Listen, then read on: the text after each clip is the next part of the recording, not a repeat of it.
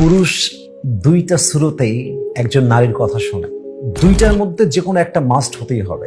এক, পুরুষ সেই নারীর কথা শোনে যাকে সে পছন্দ করে, যাকে সে ভালোবাসে, যাকে ছাড়া সে তার জীবনটাকে অচল ভাবে, অর্থাৎ তার লাইফ পার্টনার, তার কথা সে শোনে।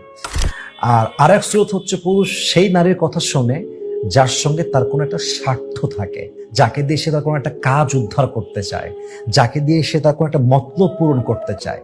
এই দুইটা স্রোত ছাড়া আমি পুরুষ হয়ে বলছি, পুরুষ কোনো নারীর কথা দুই পয়সা গ্রাহ্য করে না। এই জন্য কোনো পুরুষ যদি আপনার কথা শোনে, বুঝবেন যে হয় যে কোনো দুইটা কারণ এখানে আছে। হয় সে আপনার কাছে তার স্বার্থ পূরণ করতে চায়, অথবা সে আপনাকে একজন লাইফ পার্টনার হিসেবে সবচেয়ে বেশি ভালোবাসে।